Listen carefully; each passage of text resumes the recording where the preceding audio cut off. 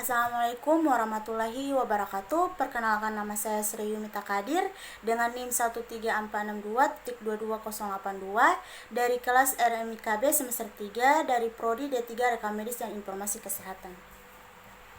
Baik, di sini saya akan menjelaskan tentang apa sih itu analisis kuantitatif rekam medis. Nah, sebelum kita masuk pada analisis kuantitatif rekam medis, di sini saya akan menjelaskan sedikit tentang rekam medis. Jadi, rekam medis ini dia adalah berkas yang berisikan catatan dan dokumen tentang identitas pasien, kemudian pemeriksaan, kemudian pengobatan, kemudian tindakan dan pelayanan lain yang telah diberikan kepada pasien.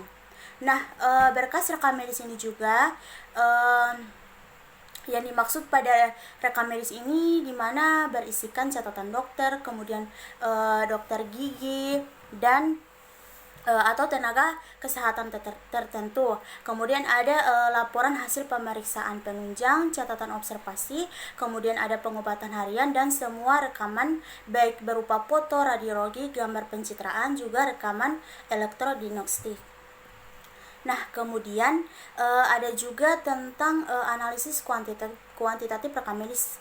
Nah, apa sih itu analisis kuantitatif? Jadi, analisis kuantitatif ini dia adalah telaah atau review isi rekam medis yang dilakukan dengan tujuan untuk menemukan kekurangan khusus yang berkaitan dengan pencatatan rekam medis. Nah, di mana analisis kuantitatif ini juga dia disebut sebagai analisis ketidaklengkapan dari segi formulir yang harus ada maupun dari segi kelengkapan pengisian semua item pertanyaan yang ada pada formulir sesuai dengan pelayanan yang diberikan pada pasien.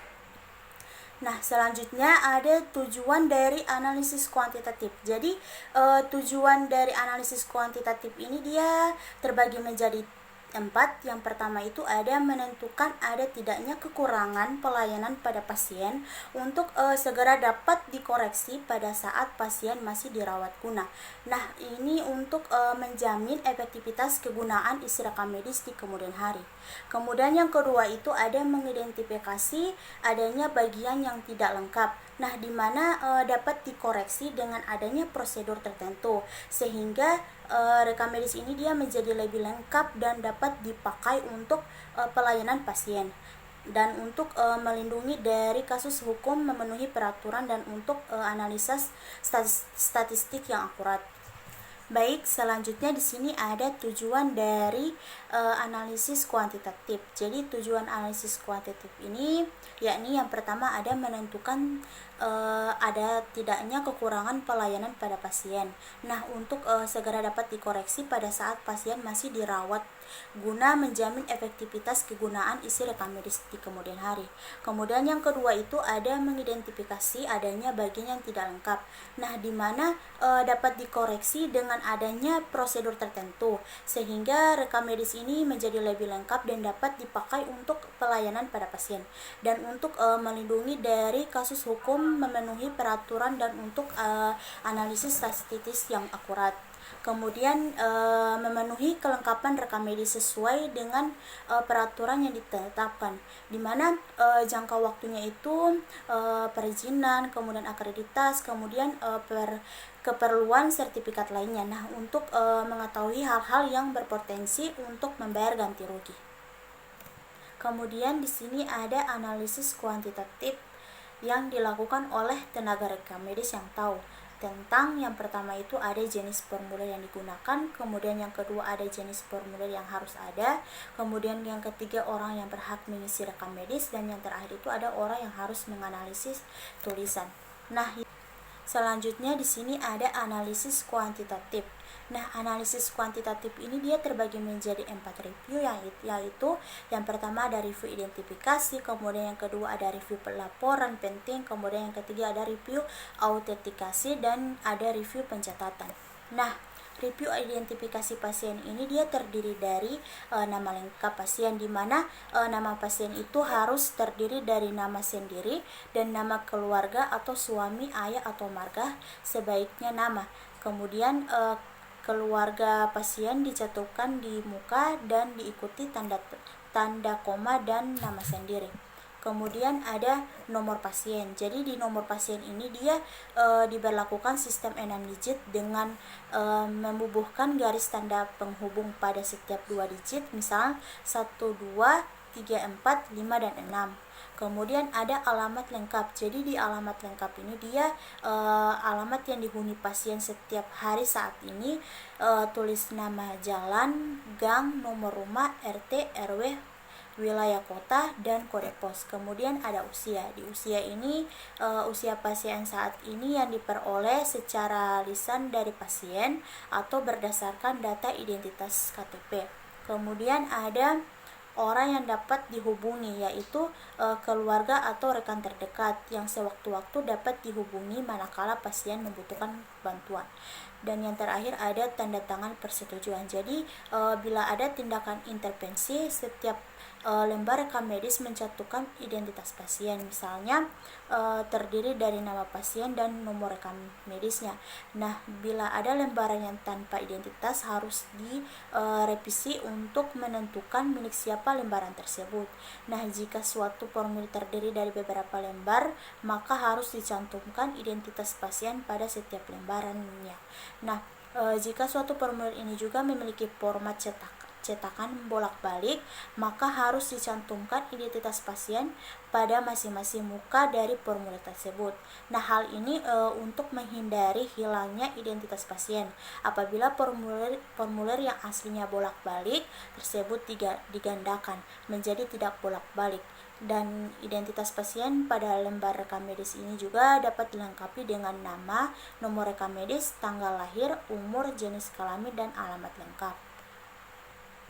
Kemudian yang kedua itu ada review laporan penting. Jadi dalam analisis kuantitatif ini, bukti rekaman yang dapat dipertanggungjawabkan secara lengkap yaitu adanya data atau info kunjungan yang dimana membuat alasan keluhan pasien kalau ada. Kemudian riwayat pemeriksaan, data tambahan lab, USG, EKM, EKG, EMG, dan lain-lain. Diagnosi atau kondisi rujukan kalau dilaksanakan. Nah, dalam Permenkes nomor 269 tahun 2008, di mana isi rekam medis itu dia laporan penting antara lain adanya hasil anamnesi mencakup sekurang-kurangnya keluhan dari riwayat penyakit dan hasil pemeriksaan fisik dan penunjang medik, diagnosis, rencana, penata laksanaan, pengobatan, dan atau tindakan persetujuan. Kemudian tindakan ini juga bila diperlukan catatan observasi klinis dan hasil pengobatan serta ringkasan pulang atau discharge summary. Kemudian yang ketiga itu ada review autentikasi. Jadi rekam medis ini dikatakan memiliki keabsahan bila mana tenaga kesehatan yang memeriksa pasien atau surat persetujuan yang diberikan pasien atau wali dalam rekam medis ini diakhiri dengan pembubuhan atau mengabsahkan tanda tangan dalam tanda tangan. Nah, dalam Permenkes nomor 269 tahun 2008 dijelaskan bahwa setiap pencatatan ke dalam rekam medis ini harus dibubuhi nama, waktu, dan tanda tangan dokter gigi atau tenaga kesehatan tertentu yang memberikan pelayanan kesehatan secara langsung. Kemudian yang keempat itu ada review pencatatan. Jadi review pencatatan ini dia terdiri dari tanggal, di mana tanggal itu terdiri dari hari, bulan, dan tahun. Kemudian ada waktu. Nah, waktu ini dia adalah saat tenaga kesehatan memberikan pelayanan kesehatan kepada pasien. Kemudian ada baris tetap. Jadi baris tetap ini dia adalah aturan penulisan yang dilakukan dimulai dari baris teratas dan turun secara bertahap setingkat demi setingkat hingga baris terbawah. Kemudian ada koreksi. Jadi koreksi ini dia dalam rekam medis ini dilakukan dengan cara menarik garis lurus di atas tulisan yang salah dan cantumkan nama jelas dan tanda tangan korektor tanggal kejadian, tidak menghapus atau mencoret kata yang salah, misalnya dengan tip X atau distip. Baik, selanjutnya di sini saya akan menjelaskan sedikit tentang cara menggunakan instrumen dari pengumpulan data, pengolahan data, dan penyajian. Nah, sebelum kita masuk pada pengumpulan data, di sini saya akan menjelaskan sedikit tentang apa sih itu pengumpulan data. Jadi, pengumpulan data ini dia dalam analisis kuantitatif itu, dalam analisis kuantitatif rekam medis itu melibatkan berbagai instrumen untuk mengumpulkan informasi kesehatan pasien. Nah, berikut beberapa instrumen pengumpulan data yang umum digunakan dalam analisis kuantitatif rekam medis. Yang pertama itu ada formulir dan lembar kerja. Jadi formulir medis standar atau lembar kerja ini digunakan untuk mencatat informasi seperti gejala pasien, riwayat medis, catatan perkembangan, dan hasil pemeriksaan fisik dan hasil tes laboratorium.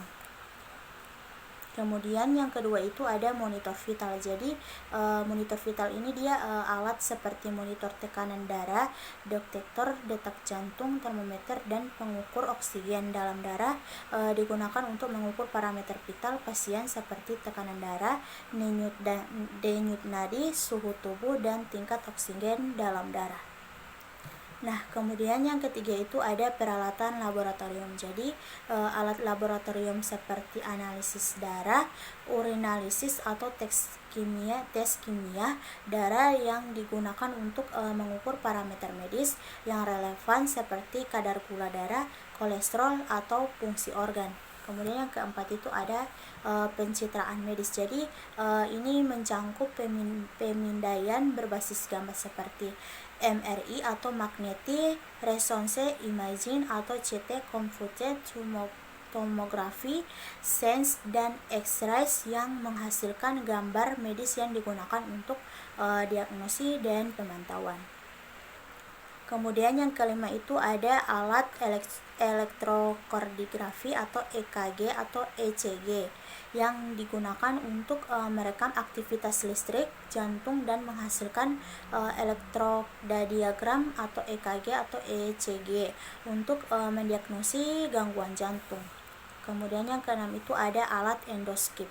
Nah, untuk pemeriksaan dalam tubuh seperti endoskopi gastrointestinal atau bronkoskopi untuk mengamati organ dalam tubuh. Kemudian yang ketujuh itu ada alat pengukur suara. Jadi alat ini digunakan dalam pemeriksaan otolaryngologi untuk merekam suara pasien atau mengukur parameter terkait suara. Kemudian kedelapan itu ada alat pengukur tingkat glukosa. Nah, penting untuk pasien diabetes untuk memantau kadar gula darah mereka secara teratur. Kemudian yang kesembilan itu ada kuesioner dan survei. Nah, kadang-kadang ini digunakan untuk mengumpulkan informasi dari pasien atau individu terkait kondisi kesehatan mereka. Kemudian yang ke-10 itu ada peralatan pengukuran khusus. Nah, terkadang instrumen khusus seperti alat pengukur berat badan, alat ukur panjang bayi, atau alat pengukur tekanan intraokular digunakan sesuai dengan kebutuhan pasien. Nah, di mana instrumen pengumpulan data ini juga digunakan oleh profesional medis untuk mengumpulkan informasi yang diperlukan untuk analisis kuantitatif, diagnosis, dan perencanaan perawatan kesehatan pasien. Selanjutnya ada pengolahan data. Jadi pengolahan data analisis kuantitatif dalam rekam medis ini dia melibatkan penggunaan perangkat lunak dan sistem khusus yang dimana dirancang untuk mengelola, menganalisis, dan menginterpretasi data medis. Nah, berikut adalah beberapa instrumen pengolahan data yang umum digunakan dalam rekam medis. Yang pertama itu ada sistem informasi kesehatan atau HIS. Nah, HIS ini mencangkup perangkat lunak yang digunakan untuk menyimpan, mengelola, dan mengakses data pasien. Nah, HIS ini juga memungkinkan integrasi data pasien dari berbagai sumber termasuk informasi medis, jadwal perawatan, dan data administrasi. Kemudian yang kedua itu ada sistem informasi manajemen laboratorium atau LIS. Jadi LIS ini dia adalah perangkat lunak yang dimana digunakan untuk mengelola data hasil uji laboratorium. Nah, hal ini mencangkup pengelolaan pesanan uji, pelacakan sampel, pelaporan hasil, dan penyimpanan data pasien. Kemudian yang ketiga ada sistem pencitraan medis atau patch. Jadi patch ini digunakan untuk menyimpan dan mengelola gambar medis seperti radiografi dan tomografi komputer. Nah, sistem ini juga dia memungkinkan penampilan dan distribusi gambar medis dalam berbagai format. Yang baik, selanjutnya di sini ada Electronic Health Record atau EHR. Jadi EHR ini dia adalah perangkat lunak yang mengintegrasikan data kesehatan pasien dari berbagai sumber seperti catatan medis, hasil tes, dan informasi pasien. Ini memfasilitasi akses dan analisis kuantitatif data kesehatan pasien. Kemudian yang kelima ada perangkat lunak analisis data kesehatan. Nah, beberapa perangkat lunak dirancang khusus untuk melakukan analisis kuantitatif pada data rekam medis. Ini dapat mencangkup perangkat lunak analisis statistik, perangkat lunak pembangunan data, dan alat analisis data medis yang canggih. Kemudian yang keenam itu ada alat pelaporan. Nah, perangkat lunak pelaporan ini juga digunakan untuk membuat laporan hasil tes, evaluasi pasien, dan statistik kesehatan. Ini memungkinkan penyajian data medis dengan cara yang mudah dimengerti. Kemudian yang ketujuh ada alat pengelolaan jadwal untuk mengelola jadwal perawatan pasien, penjadwalan operasi atau janji temu dengan dokter dan perawat. Kemudian yang ke-8 ada alat pemantauan pasien. Nah, ini sistem pemantauan pasien dalam real time yang dapat mengirimkan data vital pasien langsung ke catatan medis elektronik. Jadi instrumen pengolahan data ini dia memungkinkan penyimpanan data yang terstruktur, akses yang cepat, analisis kuantitatif, dan pelaporan data kesehatan pasien. Dan mereka juga membantu profesional medis dalam membuat keputusan klinis, meningkatkan perawatan pasien, dan melakukan penelitian medis. Dan yang terakhir itu ada penyajian data. Jadi penyajian data ini dalam analisis kuantitatif rekam medis sangat penting untuk memahami informasi medis dan membuat keputusan klinis yang tepat. Nah, beberapa instrumen yang digunakan untuk penyajian data analisis kuantitatif rekam medis meliputi yang pertama ada grafik dan diagram. Jadi grafik batang, grafik garis, grafik lingkaran, dan diagram lainnya yang digunakan untuk mengilustrasikan data numerik dalam bentuk visual yang mudah dimengerti. Kemudian yang kedua itu ada laporan medis. Nah, laporan medis ini dia adalah dokumen tertulis yang menyajikan temuan medis dan hasil analisis kuantitatif. Nah, ini termasuk diagnosa, rekomendasi perawatan, dan penjelasan mengenai hasil tes. Kemudian yang ketiga ada gambar medis. Jadi gambar medis ini seperti X-ray atau MRI dan CT scans digunakan untuk memvisualisasikan kondisi pasien. Nah, gambar ini juga sering digunakan dalam penyajian data kepada pasien atau untuk konsultasi dengan profesional medis lainnya. Kemudian yang keempat itu ada perangkat lunak penjajian data. Jadi beberapa perangkat lunak khusus seperti perangkat lunak visualisasi data medis digunakan untuk membuat visualisasi data yang kompleks seperti pemetaan otak dalam kasus neurologis. Kemudian kelima itu ada grafik pertumbuhan dan perkembangan. Nah, ini digunakan dalam pediatri untuk menyajikan perkembangan fisik dan pertumbuhan anak-anak selama beberapa tahun. Kemudian yang keenam ada dashboard medis. Jadi dashboard medis ini dia adalah alat yang memberikan tampilan ringkas dari informasi penting seperti riwayat medis, hasil tes laboratorium terbaru, atau informasi vital pasien. Yang ketujuh ada grafik pasien. Jadi grafik individu untuk pasien tertentu dapat menyajikan data kesehatan pasien seiring waktu, membantu pemantauan dan analisis. Yang kedelapan ada visualisasi data dalam waktu nyata. Nah, dalam beberapa kasus sistem informasi medis juga ini dapat menyajikan data dalam waktu nyata dan dalam bentuk grafik atau grafik untuk pemantauan pasien saat perawatan berlangsung. Kemudian yang kesembilan ada pemantauan pasien dalam waktu nyata. Jadi perangkat lunak pemantauan pasien dapat menampilkan data vital pasien dalam waktu nyata untuk pengawasan dan respon cepat. Nah, jadi bisa disimpulkan di sini instrumen penyajian data ini juga dia membantu profesional medis dan pasien untuk memahami informasi medis dengan lebih baik dan membuat keputusan berdasarkan data yang relevan. Nah, visualisasi data yang tepat dapat memudahkan komunikasi antara tim medis dan pasien serta mendukung pengambilan keputusan klinis yang lebih baik. Sekian dari saya, wabillahi taufiq wal hidayah. Wassalamualaikum warahmatullahi wabarakatuh.